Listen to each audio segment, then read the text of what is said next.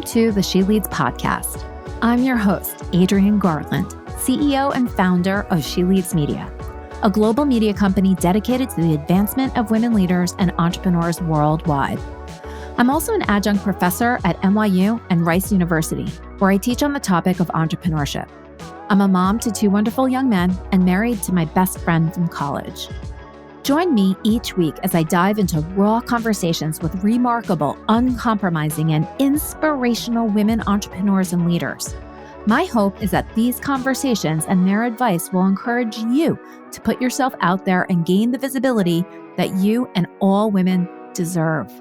We're all about stripping away the sugar-coated conversations and moving boldly in the direction of our magnificent dreams. For far too long, women have been conditioned to soften their words, modify their actions, and show up in the world to conform to outdated at best and harmful at worst cultural norms and ideals. Why? To keep those who are outside of the power structures from gaining power, prestige, wealth, and influence. This has prevented women from being recognized and respected as the powerful leaders that we truly are. The She Leads podcast is here to shine the light on all the incredible women, to encourage us to show up, speak up, and showcase the amazing work we do. Speak with confidence about the innovative and transformational thoughts that we have, and celebrate the positive impact that we are making in this world, both personally and professionally. So let's do this. Let's lead.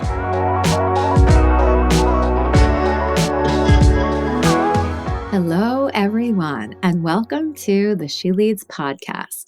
This episode and all of our episodes are brought to you by the She Leads Podcast Network, the podcast network for women by women. I am so happy to introduce my next guest to you, Hayley Foster. She was a speaker at She Leads Live in 2023, and I'm so excited to welcome her to the She Leads podcast. Hayley is the founder of Foster Inc. She's an accomplished entrepreneur, a two-time author, an inspirational speaker and person, a personal mentor, a multifaceted consultant, and a podcaster. Hayley works with women entrepreneurs to incorporate business strategies, automations, and technology to start and grow healthy, thriving, and successful businesses that allow them the freedom they desire. Welcome to the She Leads podcast, Hayley. Thank you so much, Adrienne. It is great to be here, and it was such an honor to be one of your speakers at the 2023 conference, which was amazing. Amazing. And, having been at, I think it was your second conference ever, the WomanCon conference. Right. It was so great just to see, how much it's grown and just be a part of it. And I absolutely loved everything, including the night before event, and highly recommend it for all of the entrepreneurs out there looking to connect and engage. And I'm still speaking to so many people that I met that day. And, as an entrepreneur, I think that's like one of the most important things is not walking away from an event like that and being like, okay, that was great, and not engaging and not reconnecting with people. For me, it's something that I try to do immediately, and I make mental notes and physical notes because at this age, I can't remember shit. But I make those notes so that I can go back and reconnect with people and have really authentic conversations about what, I wanted to connect with them on. Yeah. And I have to say, I made so many great connections that day. So thank you for doing what you do. Oh my gosh. Thank you so much for saying all of that. It's with so many of the things that we do, and you can, I'm sure that you agree. It's like we do so much, and sometimes we don't take the time to take a pause and sort of pat ourselves on the back for what we have been able to accomplish. So I really appreciate you saying that from my heart. Absolutely. Thank you so much. And yeah, it's super cool that you were one of the original people that, kind of was part of WomanCon and how it's all transitioned and everything. That is such a fun story. It's so funny. Earlier today, I actually got a note from another woman that was at the conference that ended up connecting with one of the panelist that was on the Pitch the Media panel, the woman that works for Black Enterprise magazine, and Black Enterprise is putting on a big conference, and this person's client is now speaking at that big conference in April. And she said it was because of the conference, because of that connection. And I know that that is something that you also not only do for yourself, but you also encourage other women entrepreneurs to do through your own group, right? Foster Women. So before we even get into all of the great stuff that you're doing, let's kind of take a step back, because you have an amazing, just foundational story. So can you, for those of us listening in that might not know you and your background, can you just kind of take us back to, where you started and bring us up to where you are right now with your business? So I joke around and say that I came out of the womb as an entrepreneur. Somehow my mother birthed two of us that are completely entrepreneurial minded. My brother also has been an entrepreneur for over 2 decades, which I have as well. I was always like a terrible worker. I wasn't a great student in school, but I always had drive and work ethic, and it just didn't come easy to me to be a student, but I loved working and I loved seeing the result of the work, but it just wasn't for me. Of course, I did go to college and graduate college. I started my career in advertising at some of the big agencies in the city. And then the internet started to pop up. And I say that like that because, I'm in my 50s. I can say that now that I'm 51. I hit the over 50 mark. So I saw the rise of the internet. I literally saw it happening. Yeah. And I wanted to be a part of it. I've always been a tech geek at heart. My dad was always into new technology. We had the first cable box on the block and the first VCR and camcorder, and he had all the gadgets. And we had a home computer before home computers were a thing. And I'm I'm never going to need that, Dad. And then of course I go to college and it's the first class I have to sign up for is DOS 101. Yeah. So I ventured into, that's how old we are. People don't even know what the hell that is, probably, that are listening to this. But so I ventured into the online world. I went to work at a company called Organic, and they were building websites and they were starting their advertising division. And I started working in digital advertising and learning about websites and building interstitials and online advertising with DoubleClick. And, back in the day, it was super fun. It was the biggest booming thing ever. Companies were popping up, IPOs were happening all the time. And I wanted to be a part of it. And so I jumped into that world. And then that bubble burst. And I survived the bubble burst. But at some point, I was just I was always the first one in and the last one out, working so hard. And I was making great money, but I was I want to be part of the bottom line. I want to see the bottom line. I want to be part of building a company. And so I got propositioned by a friend of mine to partner up with her. And I started my first business in 2001. And it was a promotional marketing company. We had that business for 12 years. We morphed it into a design and manufacturing company. We opened offices in New York and China and LA. And we grew. We had 16 people at our max. And I got to a point where I got divorced. I had big life changes. I was commuting to the city. I had 2 little kids at home and I wasn't seeing them ever. And I really lost the passion for what I was doing. And I just didn't want to do it anymore. It just was not filling my bucket. And so I decided that I wanted to venture out on my own and do something different that really gave me purpose and made me feel good. And as somebody that has always been part of networking, and I was part of Vistage, which is peer-to-peer advisory groups, and I was getting so much out of that at the time, I realized I wanted to help other people get to the next level without going through all of the shit that I went through building a business over 12 years. It's a roller coaster. There's ups, there's downs, you feel defeated. You learn the most when you're coming back from the down, right? I mean, we were $1 million in debt at one point, and we had to dig ourselves out. And I wasn't even 40. Right? Oh my and God. it was a nightmare. Yeah. And it was, learning through those experiences was the best education ever. And I say, like, I went to the school of hard knocks for entrepreneurs. Yeah. I mean, who wants to be $1 million in debt when you're in business? But you got to learn, right? And so I learned so many lessons, and I just felt like I had so much to offer other women. And so many people in my town, I live in like a great commuting town of Port Washington, and so many people here were these amazing corporate women that either like stopped working to go have kids, or, they were taking a pivot in their career. They wanted to do something that was more fulfilling. And so they were coming to me knowing that I had been an entrepreneur or was an entrepreneur for so many years, built a business. They were asking me for advice, and I was giving it to them at my kitchen table or my dining room table with a bottle of wine and looking over their marketing materials or helping them with their business plan. And when I finally decided I was done doing, the business with my partner, I went to a business coach and I told him this is what I was doing for fun. And he's like, and that's a business. That's consulting. Go write a business plan. And so on the plane to Beijing with my husband to go to a charity event, I wrote a business plan, and I came back and started my business 60 days later at the turn of the year.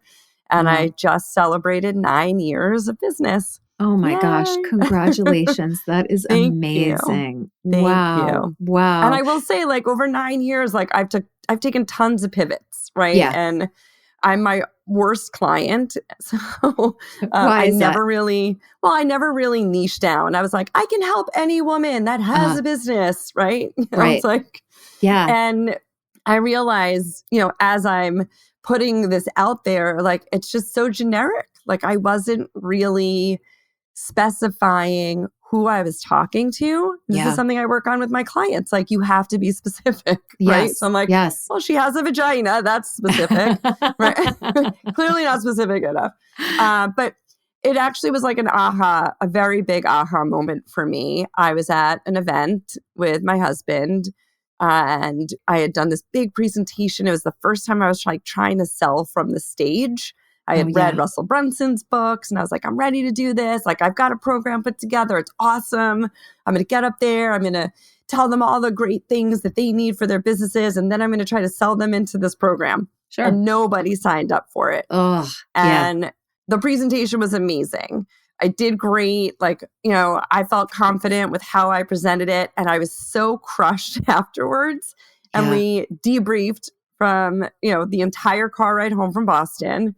And what I figured out was I really just want to work with women in wellness. I really want to work with people. So, me, like, I'm totally into fitness. I'm totally into nutrition. Like, it's my jam. I'm into longevity. And I want to work with people that are drinking the same green juice as me. And I realized that it's my passion. It's what I can talk about all day long. Like, I can write your content for you if you are a nutritionist, if you are a fitness instructor, if you're a gym, if you're a functional medicine doctor. Like, I get it. I know the content. I've been the patient. I've been the expert.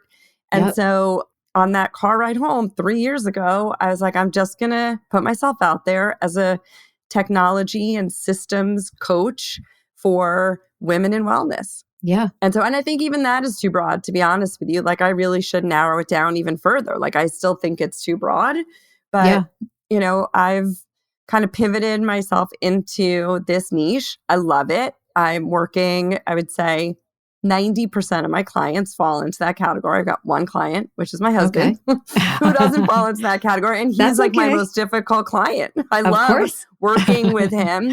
But he's my most difficult because security does not roll off my tongue. I got to do research. I got to dig deep. It's not easy to write about, the federal government and their security systems. No. So it's very challenging. But I really have focused in on this is who I want to work with. And I am my happiest. I love it.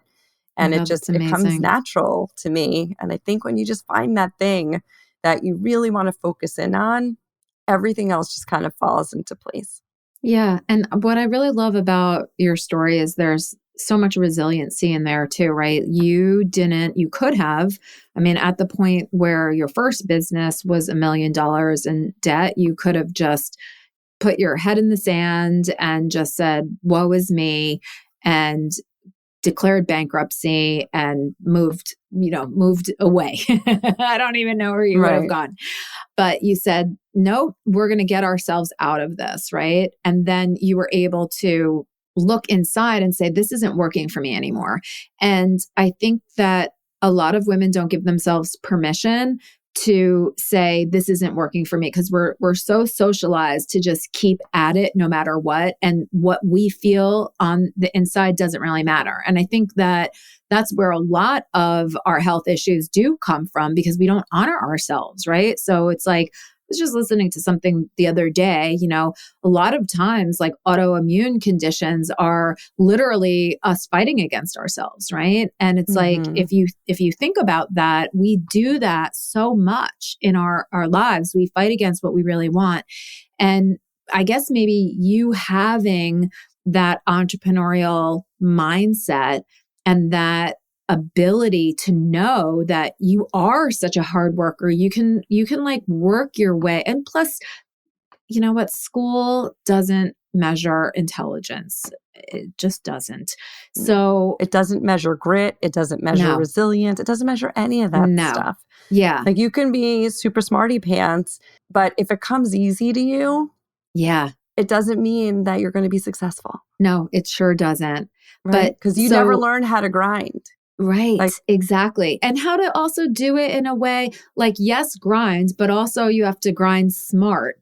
And that takes experience to know, what thing could work, or I've tried this before and there was something there. Let me do more of that. Right. It's like building upon, just the intelligence that we have through doing things, not necessarily reading about things and learning about things in that way. It's a different way to learn. And school, the way that it is right now, doesn't always honor that type of intelligence. Don't get me started. Yeah. So I think that you inherently knew that you had this intelligence in yourself, and that even if you were down and out, that you could build yourself back up. Or even if you didn't sort of like the situation that you were in anymore, for you, it was like, well, I'm going to figure out what's next. Not everybody has that mindset and perspective. And it just seems to me that you are someone who is constantly evolving. And that's such a great characteristic. So even this idea of like pivoting, no, you're just evolving, right? It's like carving away the marble from the David. You're okay. Maybe you're not as niched down as you need to be, whatever that means.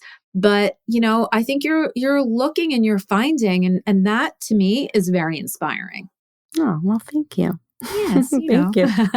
Funny, my post today on LinkedIn, which I have not posted on LinkedIn in a really long time, so I think since your conference, was about my book list of 2024. Oh. So my husband and I sit down every year and we share like what books have come up for us that we want to dive into in the year. And I try to put them in different categories. So I have all these different categories that I use sort of evaluate my year. Like one is business, one is, not just business, but like money, career, or I should say not like finances, relationship, spirituality, family. And so I try to find books that kind of go into each one of those categories and read them throughout the year. One is wellness. So like I listed my books of 2023, it was an amazing book list. It's on LinkedIn for anyone that wants to see it. I actually will post it on Instagram today as well. Awesome. But I wanted to see what people were reading or recommend for 2024. And so I put in there a couple of books that are on my list for 2024. And I said, I don't read fiction. Like I don't do it. I only read books that are, that will help me grow and that are going to educate or inspire me in some way. And I don't even read, to be honest with you. I listen. I can't. Yeah. Who has time to read?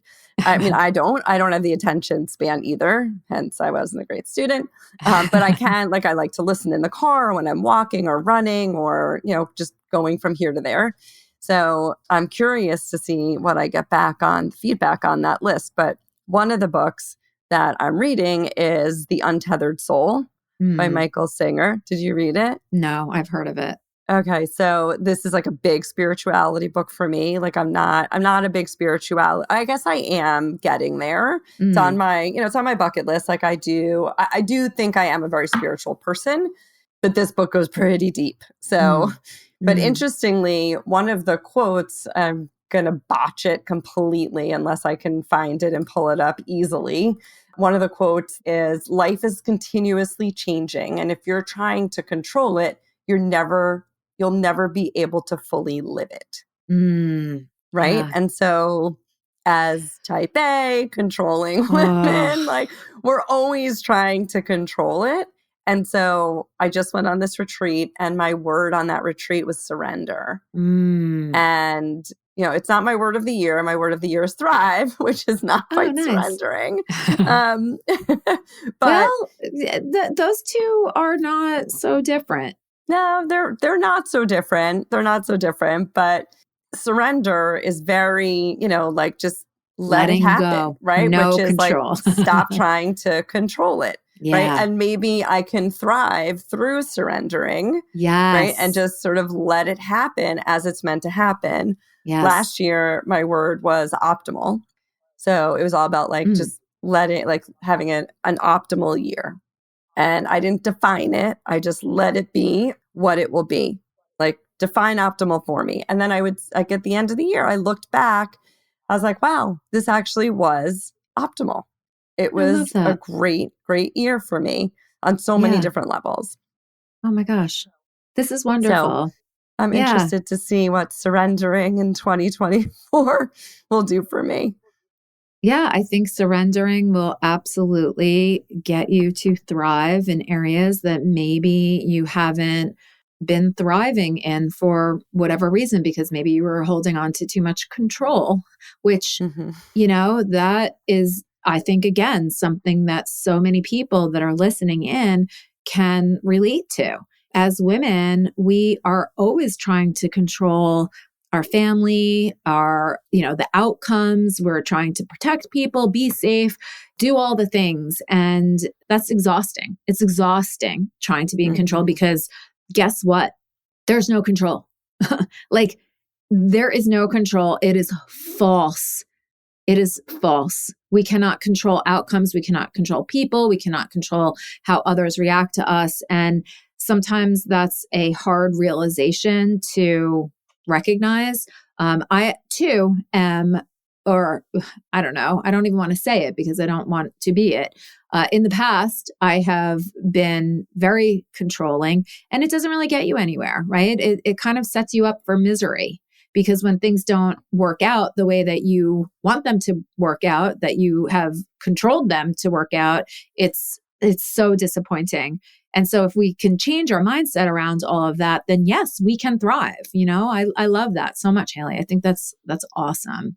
And my word for the year, I've not even said this to anybody like publicly on my podcast, but my word this year is intentional. So everything that I do, I would really like to be intentional about it, because I have definitely said yes to so many things because I'm excited about all of them. And then I have a realization that I cannot possibly do everything that I've said yes to.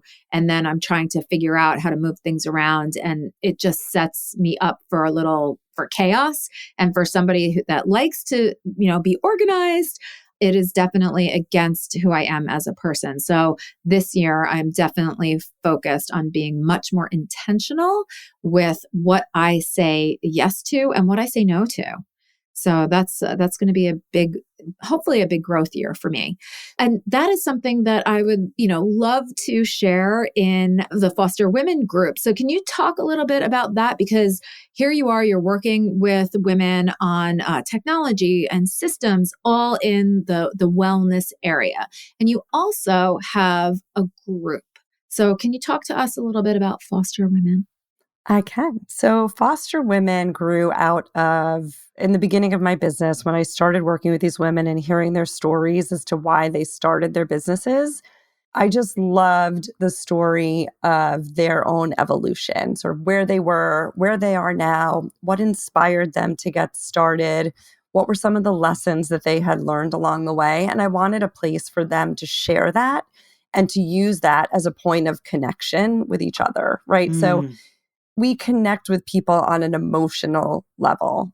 Back to the Simon Sinek, start with why, right? It's really about hitting people at that emotional core, even in our marketing, in our pitching of like what we do, starting with why you do what you do.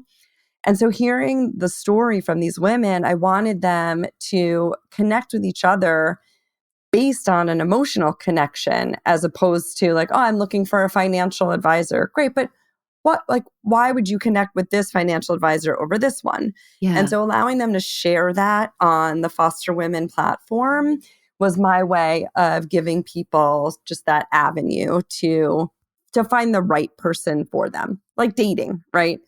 The Yeah. other part of it was all of the women that are on Foster Women are vetted by me. And so it's, if I am connecting you to them, it's because they've either been to one of my events, they've been part of one of my groups, or I've worked with them one-on-one in some capacity. And so you're connecting with women that are, that I know personally. I Yeah. always felt that way about LinkedIn, where it was, I never accepted people that I didn't know, because I wanted to be able to say like, oh, I can connect you to that person because I legitimately know them. Of course. And so this was my way of saying, I legitimately have worked with this person and they're amazing. Yeah. Maybe I'm biased because I've worked with this person, but this was my way of being able to do that. So basically, it was really about just putting this together and having people find each other on this network, and then giving women the opportunity to promote their businesses to the other foster women, allowing me to promote them. A lot of them have been on my podcast. It gave them just another way of putting themselves out there. There's also the Foster Women Facebook group. And so that was really sort of the birth of Foster Women. It still is what it is from when I started it. It's grown slowly. I don't really promote it all that much, but I will say that the women that are in there have been in there for a long time. It's a really low entry point. You get once a month, we get on a call, we network, which you were part of the other night. And, the women that show up get the most out of it. Yeah. And, as you saw, it's really, and there's connection that goes on outside of there. I know I could see the traffic on the website. So people are coming and checking it out. I typically record any of the education sessions so that people can go back and watch it later. But it gives other women also the opportunity to educate the group on what they, what they do. Yeah. And, and offer that up to the group and offer a discount to the group on their services. Like if I have a home organizer, she'll offer 20% to foster women, or, Alyssa, who does headshot photography, like she offers discounts for women in the network also. So it's giving back to the group as well. And Yeah. I love it. I love the women that are in there, and it's always, I love seeing it grow. It's been really fun. I actually have a post that's going up this week of a handful of new women that have joined since my last post. Oh, amazing. Yeah, no, it's what's so interesting, because I think community is something that people really are desiring these days. And how do you know how to, sort of what community to join? You can't join everything, right? You kind of have to pick and choose. And so it is so nice to know that the invitation into Foster Women is vetted by you. So everybody in that group knows you.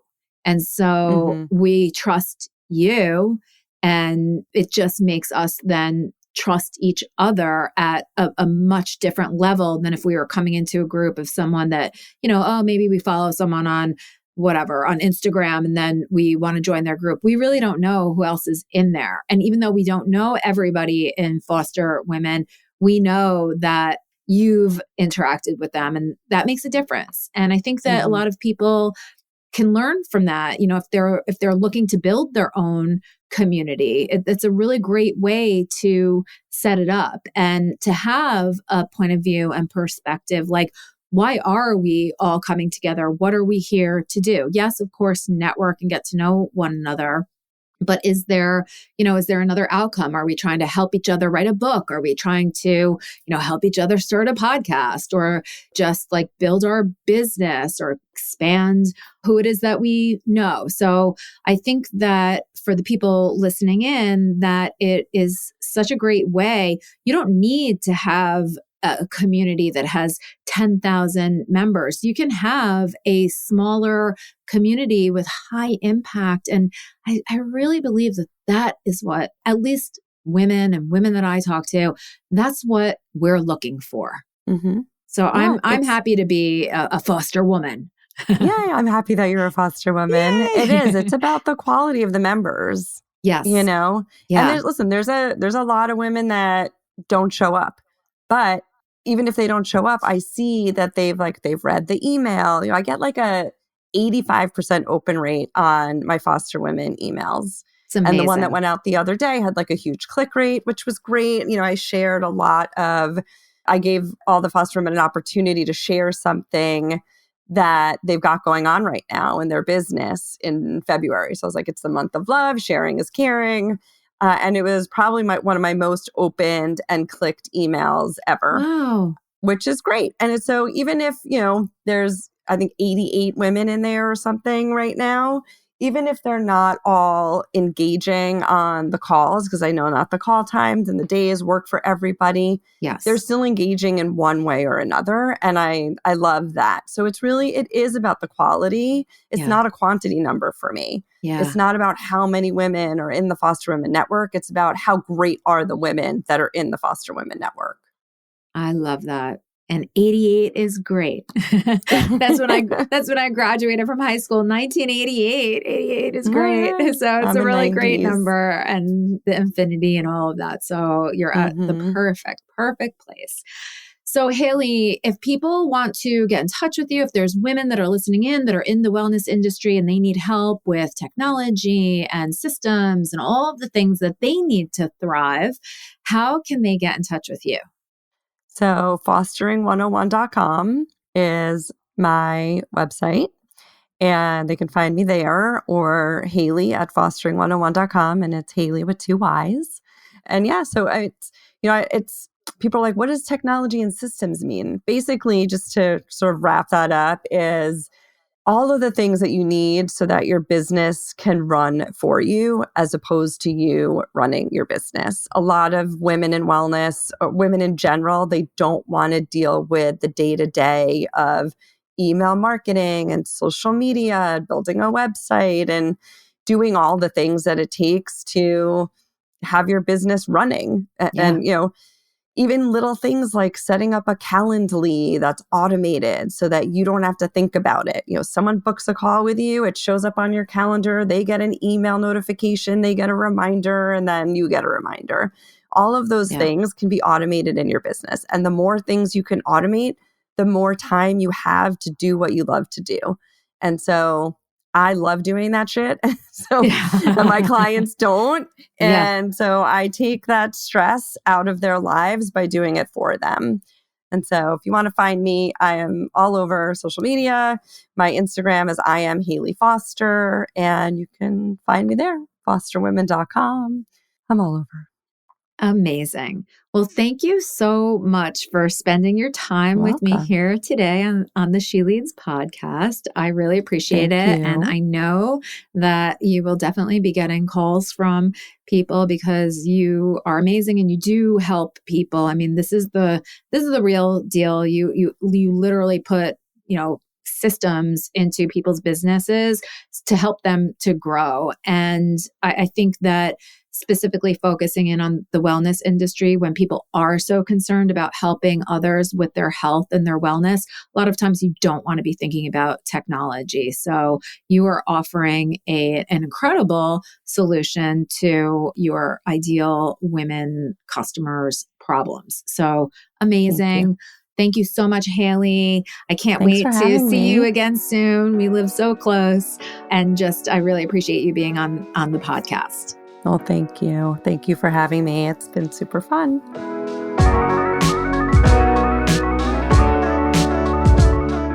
This and all of our episodes are brought to you by the She Leads Podcast Network, the podcast network for women, by women.